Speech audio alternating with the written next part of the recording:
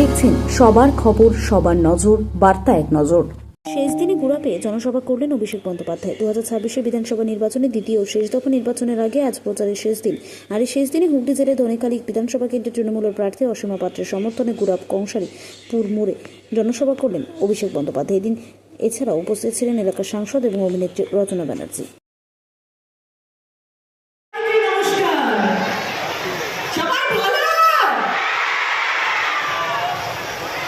সবাইকে আমার প্রণাম। জয় বাংলা। কত মানুষ আজকে এসছেন, সবাইকে দেখে আমি খুব খুব খুশি।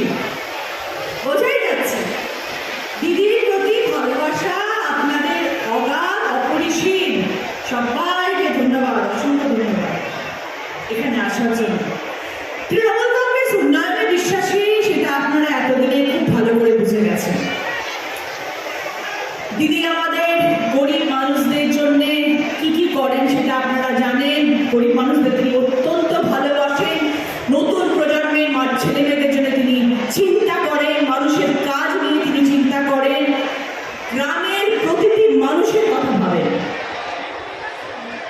আজকে এই যে মানুষের ঢল কোথায় পাবেন বলুন তো? এত সভা হয়, এত জায়গায় আমরা দেখতে পাই, এত মানুষ আসছেন, বক্তৃতা দিচ্ছেন, বিরোধী পক্ষে এত ঘরদুয়ার পরিষ্কার করিয়ে দেবেন, অনেক কাজকর্ম করিয়ে নিন। 4 তারিখের পর তো ভোটারটা তোমার দেখা নাই গো, তোমার দেখা নাই। এত কিছু করেছো, বাংলার মানুষকে লাইনে দাঁড় করিয়েছো, ভোটাধিকার কেড়েছো, বাড়ির টাকা বন্ধ করেছো, জলের টাকা বন্ধ করেছো, 100 দিনের প্রকল্প বন্ধ করেছো, এসআইআর করেছো। তাও যতই বড় হামলা আবার জিততে পারে।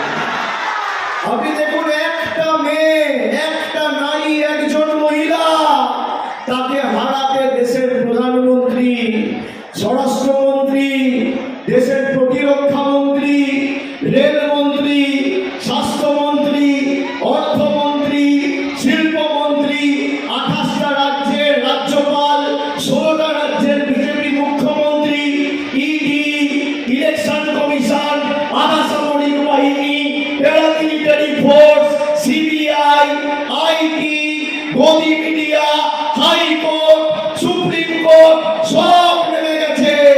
তাও মমতা বন্দ্যোপাধ্যায়ের কেশাগ্র স্পর্শ করতে পারছে না, তার কারণ বাংলার মানুষ বলে দিয়েছে বাংলার জনতা। 4 মে নবান্নতে আবার মমতা। মানুষ যদি কারোর সাথে থাকে, তাকে কেউ হারাতে পারবে না। আমি নবজোয়ারে যখন বেরিয়েছিলাম, 3 মাস রাস্তায় ছিলাম। ভোট এসেছে, ভোট এসেছে, বিধানসভার